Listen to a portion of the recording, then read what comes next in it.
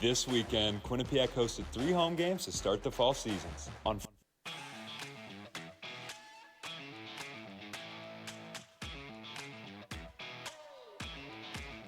going to shock the world here. I'm calling for an open tryout. If anyone is watching this, I'm calling for an open tryout. I got a year of eligibility left. Might have some. Anthony, where is home for you? Home is Medland. That's wrong. All right, I hear what you're saying, but I'm just have to disagree. While we were in class this morning, I was watching his mixtape, and this guy catches and shoots from anywhere. Are you ready for some debate? Because Bobcat Breakdown starts right now. Hello and welcome back to the first Bobcat Breakdown of the fall semester. I'm your host Ashley Potvin, and I'm joined alongside tonight's analysts Connor Core and Anthony Rossi. How you guys feeling tonight? Yeah, I'm feeling great today. Had a lot of classes today, got a lot of hot air out today, so I'm ready to do that in the next 30 minutes. Yeah, I'm ready to go. Super pumped to be on desk with you, Connor. You know, for my first show, I was sitting in this very chair that Ashley's sitting in, and I hosted you and David Club. What a callback. Love you, David, if you're watching. Well, before we get into the debate for the evening, fall sports are underway, and several of them opened up their seasons this past weekend with both home and away games. QBSN has everything you need to know from last weekend's matchups. This weekend, Quinnipiac hosted 3 home games to start the fall seasons. On Friday, the field hockey team took on the LIU Sharks. The pass goes in Eshuayez at the circle. Fires a shot, she scores! Her first as a Bobcat. The Sharks would win this matchup 2-1. Later that day, men's soccer took on Columbia University. Schreienbeck finds Kingman, and he's in behind. Into the box, takes a touch, takes a shot, and it will be a goal! The Bobcats would win 3-0 with Carl Nethel having his first clean sheet of the season. To end the weekend, women's soccer took on the UAlbany Danes, where they would win 3-0. Diaz appears to be in, takes a touch into the box, numbers coming in, on the ground, Chokel gets a roll, and the goal! Bobcats up 1-0 in the 28th minute. Matizak to Chokel.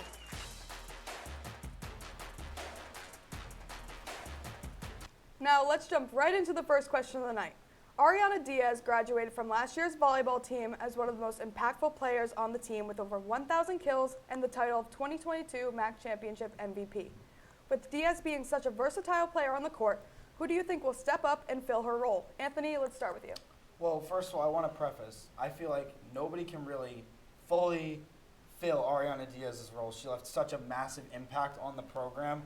Nobody ever will be like Aryanah Diaz. But someone that's been doing pretty good last year and did really good this year so far is Leilani Kajjusta. Now, she had 184 kills last season, 7 digs in her first season. I mean, that was okay. But this year, we're seeing more versatility from Justa, excuse me. She's got 23 kills so far, but the big thing that I want to point out, she has 14 digs already this season, double what she had in all games last year. So it's good seeing the versatility from Leilani, and that is what I see in her to replace Aryanah Diaz, that she's more versatile. And she is 6 foot tall, so I feel like she could also play a little bit of middle blocker if they decide to put her in that position. Yeah, you know, a lot of the things you just talked about were all great points. Talk about Leilani Kajjusta, a great player. I'm expecting her to also have a sophomore breakout season as well. But you said not one player can, replace Aryanah Diaz, but you continue to talk about one player. I think it's going to be a combination of Justa, Alexander Tennant, and Ginevra Giovagnoni. Giovagnoni was the preseason player of the year. Aryanah Diaz last season had over her entire career, had over 1,000 kills in 217 last season. Tennant also took a step down in terms of production from her second to third season, with over a 60-point drop between her second and third season in terms of kills. But tonight, just against LIU, she had over 50% hitting percentage against LIU. So great start so far. You can see it on the screen right there. 163 digs, if I'm not mistaken. I think I'm pretty sure that's what it saw right before it was coming off the screen. But I think it's going to be a combination of players. I think there's plenty of room for this team to grow. But obviously, like you mentioned, Diaz is a player that it's only once in a lifetime you're going to be able to see her play. And to have 1,000 kills over her 5-year career at Quinnipiac is special nonetheless. But it's going to be a combination of 3 players, and some players you might not even be talking about today are more than likely going to step up as we get into the rest of these non-conference games all across the country, and also when we get into conference play in the MAC. Well, I partially agree with you that it's going to be a combination of both. I feel like Leilani Kai is going to break out and is going to be the solo focal point. So it will be a combination at first, but I feel like Leilani Kai will step out and be that solo player. Now, if you don't mind if I jump in, I know I'm No, hosting, please, please. More than with my volleyball knowledge, I think Elena Giacomini is the person that's going to step up like here. I said, the name we're not talking about right now might be stepping up. Here we go. In the 3 invitational games that she had 43 kills, 24 digs, 4 blocks, and 49 points overall. And against LIU tonight, she had 14 kills and 17 digs, which gave her a double-double. She did better than Aryanah Diaz in her first 3 invitationals since last year. Aryanah Diaz has had 35 kills, 27 digs, 1 block, and only 41.5 points. Yeah, a lot of great insight right there. Yeah. So sticking with volleyball, the team lost a key component to their lineup in middle blocker Lexi Morse, who graduated last year. This past weekend at the North Florida Invitational, there seemed to be a lack of middle blocker usage. Is this a trend you expect to continue to see in non-conference play? Connor, you can start this one off. Yeah, I don't honestly think this is a trend that will continue. You might see it wear off as we get into these last non-conference plays, but once you get into conference play, once you get into the MAC, when it really does matter the most, when you're trying to make a run at the NCAA tournament, teams, especially like Fairfield, who have picked number 1 in the preseason polls, they're going to be able to pick you apart left and right, and you're going to be gone in 3 sets, not going to be able to play. Season's over. Now, this team is going to have to figure it out. It's going to be baptism by fire. There's a line I heard that was used in college football this weekend. That's exactly what it's going to have to be. You know, junior Bailey Brashear has the most experience amongst the 3 listed middle blockers across the entire conference, but I really do think it's going to be a team just going to have to figure it out, try different things. We all know Kyle Robinson had plenty of experience, was won many Coach Player of the Years, not just at Quinnipiac, but also LIU when he had his last head coaching stint. You know, and over the last 4 years, they've gone 7-20 in non-conference play, and they've turned out great when it comes into conference play this entire year. So this is really the opportunity to try anything and everything, throw everything at the wall, see what sticks, and being able to find that middle blocker. I think it's going to be key throughout these next 2 or 3 invitationals before conference play starts. So you're saying that you do expect them to use the middle blockers more often? Yes. Okay. I partially agree with you. I think that they're going to try a little bit of something new, like you said, try something new and stick with this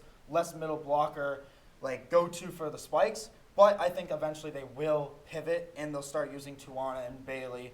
Bailey, like you said, is the most experienced. Tuana's also coming off of an injury. She didn't play at all last season. So she's not experienced in the NCAA games because she hasn't even really stepped foot. She played in North Florida, but that's about it. We haven't really seen a lot. And just those 2 people can't alone carry the team. Like I said earlier with Aryanah Diaz, it's the same point for Lexi Morse. You can't really replace one player with another player. It's going to be a combination of all those. So I'm kind of taking your first answer and using it into this answer. Exactly. Well, we've started off with some great debate this evening, but we have to take a short commercial break. So don't go anywhere. We'll be back in 90 seconds.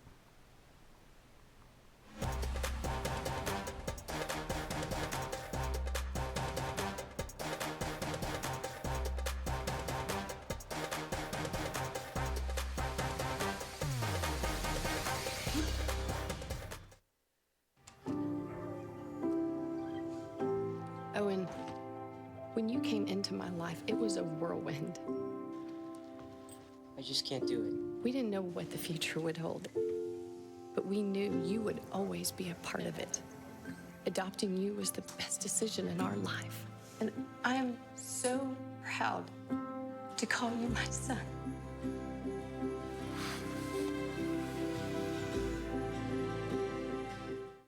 My name's Stacy, I'm 57, and I was adopted in 2020. One teen can come in and make you look at life in a whole different way. You know, he's my father, so I look up to him a lot. If I can be 10% of the man he is, I'll be a happy person for sure.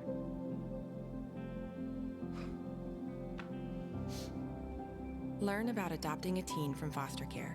You can't imagine the reward. Visit adoptuskids.org.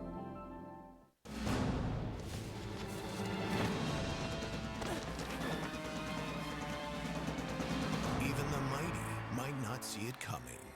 It's prediabetes, and it captures 1 in 3 adults. but you can escape. Take the 1-minute pre-diabetes risk test to know where you stand and prevent or delay type 2 diabetes. Be your own hero on smartphones everywhere at doihaveprediabetes.org. Welcome back to Bobcat Breakdown. It's now time for a game called Stock Up, Stock Down. I'll introduce one of the players from either the men's or the women's soccer team, and you'll tell me whether you think their stock is up or down on the whiteboards. Our first player is Carl Netzel on the men's soccer team. Netzel has been the starting keeper for all 3 years of his Quinnipiac career and is currently has the best stat line in his tenure with the Bobcats. Do you think his stock is up or down? All right. Ready to flip? First. Yeah, here we go. Stock up. All right, I got some questions, so I'll let you go first. Go ahead. You What do want you me to got? go first? Yeah. Okay. So I'm not saying he's bad, but I'm just not completely sold on the fact that I can put all my stock into Carl Netzel. So his first season was great, right? Yep. 8-2-3, 5 shutouts, stellar stats, 1.22 goals against average, Yep. .739 save percentage. Second season, the team was a little bit weaker. Yep.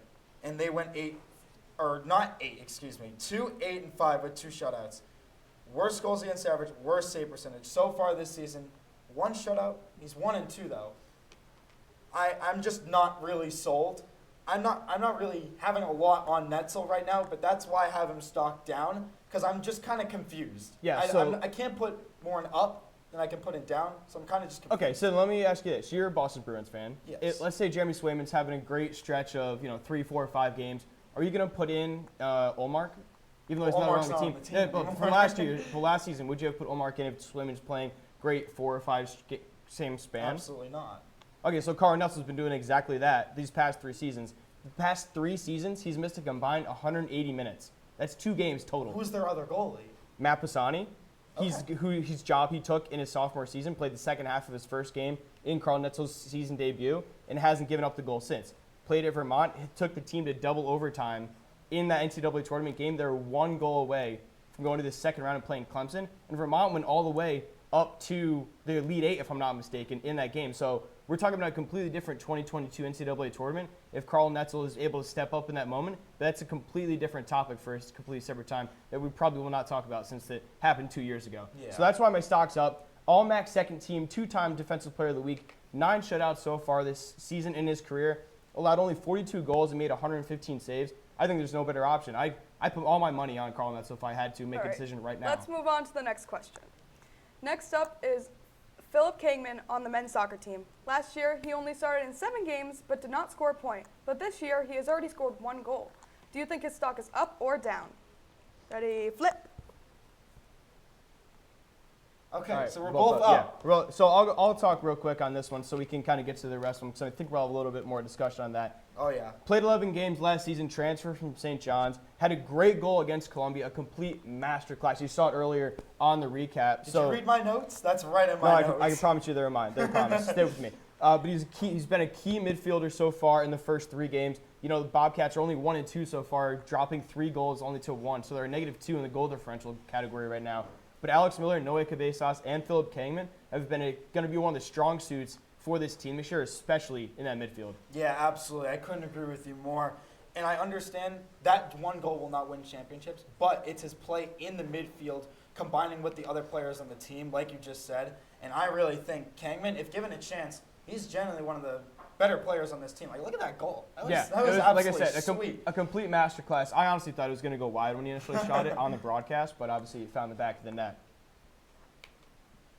All right, now switching back to the women's side, Morgan Kupo got injured early last year, but is back and healthy for the season. She has started in all 4 games and has already found the back of the net once. Is her stock up or down? And flip.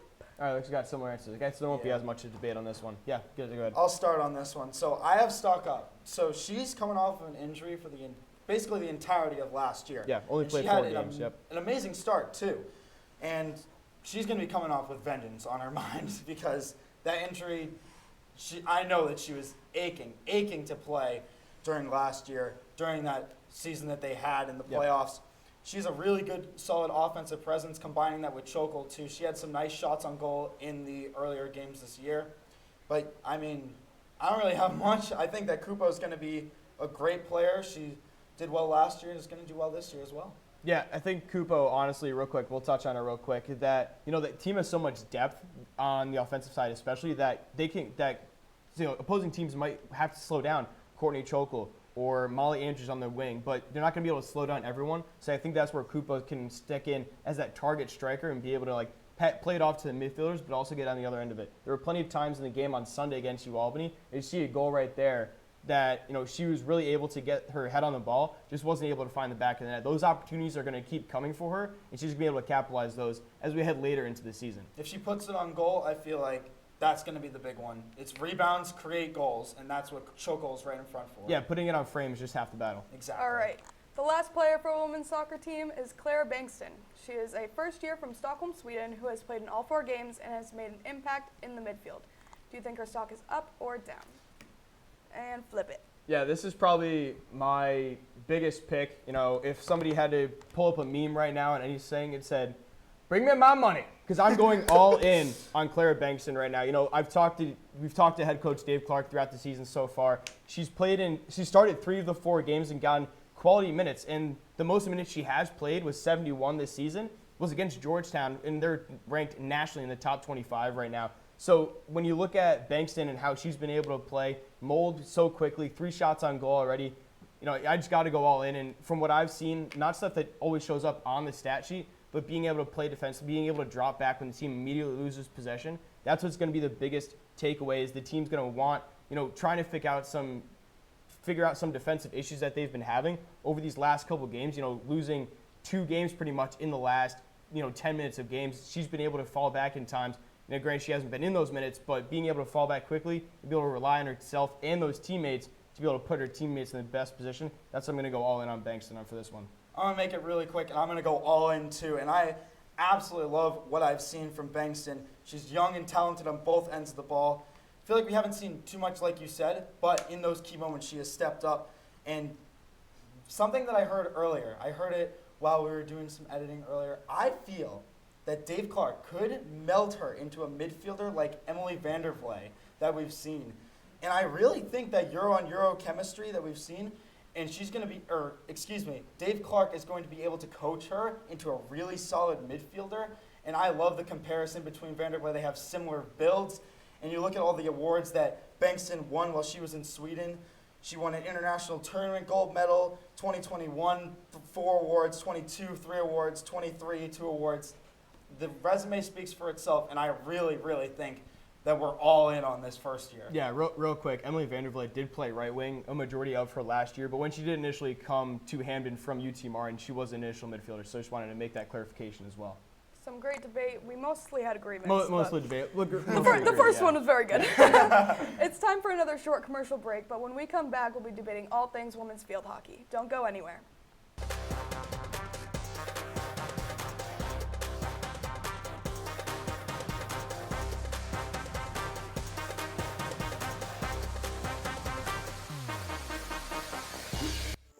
As a dad, every day is a challenge.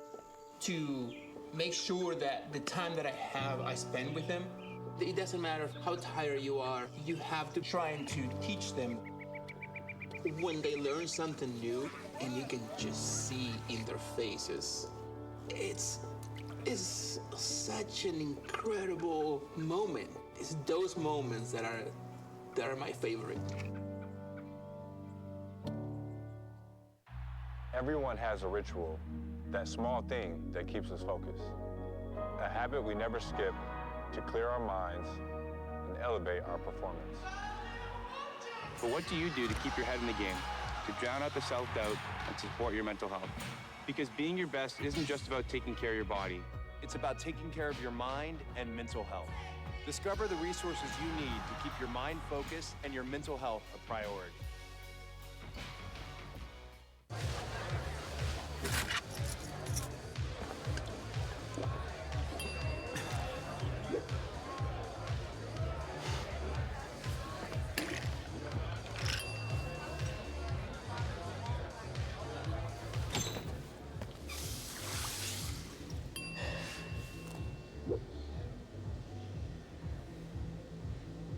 Si necesitas hacer algo para sentirte bien para manejar, mejor no manejes. Welcome back to Bobcat Breakdown. If you're just joining us, I'm Ashley Potvin alongside my two analysts, Anthony Rossi and Connor Core. The field hockey team lost 3 key midfielders in Stella Titmeyer, Michaela Grajales, and Amelia Mazzarelli.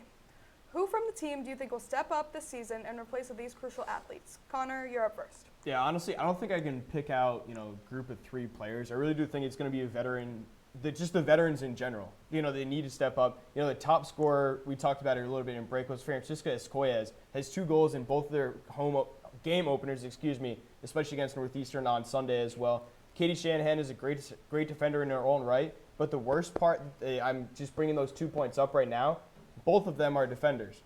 The midfield has been non-existent, so have the forwards as well. The 3 Laurens, Lauren Knight, Kane, and Kate, are just kind of taking up field space right now. And Lucia Pompeo had a breakout first year. I was there, witnessed a bunch of her goals that she had, but hasn't really sustained the production in these last 2 years. So going into her senior year, she's going to have to step up, and Mo Coelho as well. She's going to have to step up, and it can't just be a bunch of these young, talented field hockey players. It's going to have to be a combination of the young talent, but also the veteran experience that has been happening in Hamden so far, but I really think they need to step up sooner rather than later.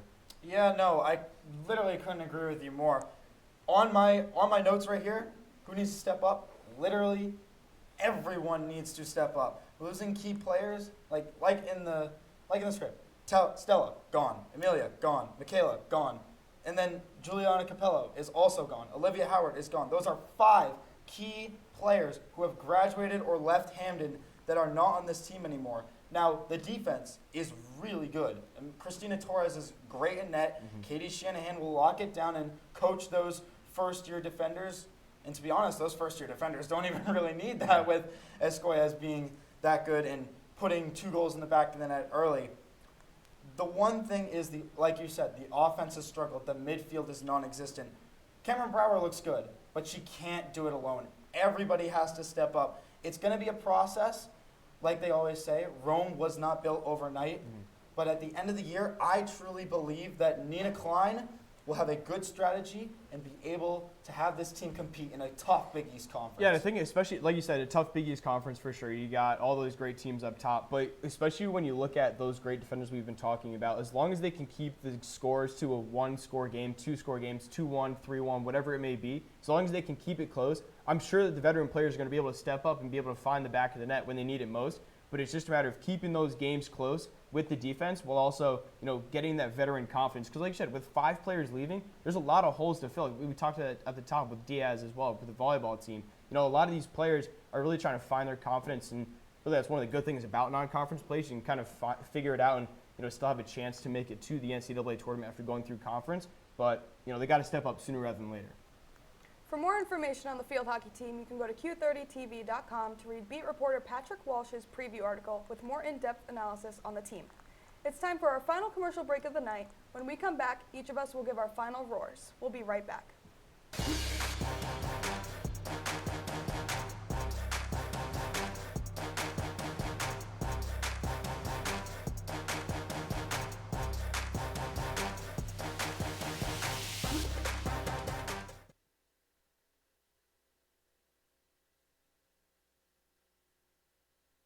Can't believe you're doing this alone. I've done it before. I remember. You threw your back out. How you holding up? Hand me that board. Nothing wrong with getting help. I'm good. I did it when Felicia left. I'll figure it out. I know you will, but you don't have to do it alone. That's all I'm saying. If I promise to look into it, will you drop it and help me build this fence? Now you need my help. It can be a real pain sometimes, you know what? If you or a veteran you know needs support, don't wait. Reach out. Find resources at va.gov/reach. I tell my son, I love you every single day. I love you. Now, my dad has never said that to me. Not because he doesn't love me, but because culturally it wasn't comfortable for him. Now that he's a grandfather, he says, I love you to my son every time he sees him. My advice to all the fathers out there, forget the cultural restrictions. They grow up way too fast for you to waste even a single precious moment. Every day, thousands of kids start vaping. And I can't let this happen to my kid. So if you want to talk to your kids, you have to get it trending.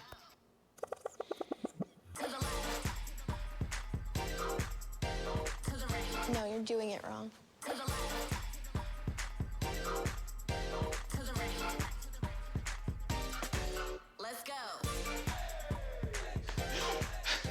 Can we talk? Yeah, what's up? Visit talkaboutVaping.org for tips on when and how to have the vape talk. Welcome back. It's time for Final Roars. Connor, start us off. As we mentioned at the top of the show, welcome back to everyone to the start of another school year. With anything that goes, what starts new is an opportunity. Many students are coming to campuses across the entire country looking to take that opportunity and make the most of it, many of whom are behind these cameras right in this exact moment. For all the athletic teams on campus, it's the same thing. There is always an opportunity to win a championship on the line. 2 years ago, it was the golden age, or what seemed like, for Quinnipiac athletics. 6 conference championships and a national championship as well. Many of the players that were on those championship teams have new roles as these teams look to capture the success they had just 2 short seasons to go. Now the teams change over, but opportunity is knocking for every single person, no matter how large or small the occasion may be. As big as willing your team and yourself to a championship, or simply raising your hand in a group of people you quite literally just met and take a chance on something that may be out of your comfort zone. If there's one thing you can take away from this, is that we move into the rest of the school year, it should be this. You are never going to learn anything about yourself if you are comfortable where you are right now. Even if you are simply striving to become 1% better each and every day, by the end of the semester, you'll be 120% better than you are in this exact moment. Trust me, I did the math. All of you have to do is take a risk, a leap of faith, and being comfortable in uncomfortable situations. Taking advantage of opportunities will never be easy, but they sure will be worth it. Now for my final roar, I'm going to talk about something that hits a little home for me. Well, not actually at home, but I have some relatives from Italian heritage that are actually from Italy. 3 players at Quinnipiac are from the country of Italy, and you had to think before their careers kicked off, would the adjustment go well for them? Well, it did. To start, Ginevra Giovaglione has been a focal point in the success of the Quinnipiac volleyball team for her first 2 seasons, and looks to be a key benefactor in the team's endeavors for this year. She's had some troubles with injuries, but has definitely shown time in and time out she has one of the most powerful and fluid spikes on the team. With 38 kills at the North Florida Invitational and a stellar kick save, she seems to be in her in-season form. Now staying in BurtCon, Elena Giacomini has a new face to the volleyball team, but not a new face to the sport. She tore it up in Italy and looks to do the same here in Hamden, already starting off with a hot hand. 43 kills at North Florida, her experience all around the sport, and chemistry with Giovaglione and all-around talent from other key players on the team this year could be Quinnipiac being another elite contender for a MAC championship. Speaking of newcomers, the field hockey team sees Francisca Estuez as one of the early bloomers in the game so far. She has scored a goal in each of them, creating a solid flood right out of the gates for this season. We've seen hot starts before, and Nina Klein can only hope it continues for this Italian first year. But with the right lineup and great coaching that the team already has, I see her developing into a very solid player that may be a replacement for a departed Olivia Howard. Make sure to keep an eye on these players for the rest of the season, because what you may see in the Italians might just surprise you. Over the past several years, the Quinnipiac women's volleyball team has had much success. From 2019 to 2023, the Bobcats have achieved 3 MAC championship appearances, 1 MAC championship title, and their first ever appearance in the NCAA tournament. Before 2019, the team only appeared in 1 MAC championship game where they lost in 3 straight sets against Fairfield. So what changed? Now enter Kyle Robinson, Quinnipiac's volleyball's most winningest coach of all time. He celebrated his 200th career win as head coach on October 22, 2023, after the team defeated Canisius in straight sets. From 1994 to 2018, before Robinson entered Quinnipiac, the team recorded 233 wins in 767 games, giving them a 30.4 win percentage. After Robinson's entry, the team has recorded 61 wins in 125 games, handing them a 48.8 win percentage. In the 2023 season, he guided the Bobcats to 19 victories, the highest number of wins under his coaching, with 14 of those wins coming in conference, marking the most conference wins for the team in a single season. But what makes him different than any other coach to come to Quinnipiac? One major change Robinson brought to the program revolves around international recruiting. After speaking with him last October, he spoke on the importance of having international presence on his team, saying, quote, "Generally, the internationals bring a higher level of understanding to the game. It's nice to have international players in the gym because they help elevate that kind of professionalism with our domestic athletes who don't always get that part of it. It's a nice added piece to the balance of our team," end quote. In their MAC championship win in 2022, their roster included 5 international student athletes. They have now grown to 7 for the 2024 season, all of whom are making a strong impact on the team. Robinson looks to continue his impactful reign as head coach and leads his team to a second MAC championship title in 3 years. Now, that's all we have for you tonight on Bobcat Breakdown. For more content, be sure to visit Q30TV.com, and to stay up to date on all things Quinnipiac sports, follow us on Instagram and X at Q30 Television and Q30 Sports. For Connor Core and Anthony Rossi, I'm Ashley Potvin. Good night, Bobcats.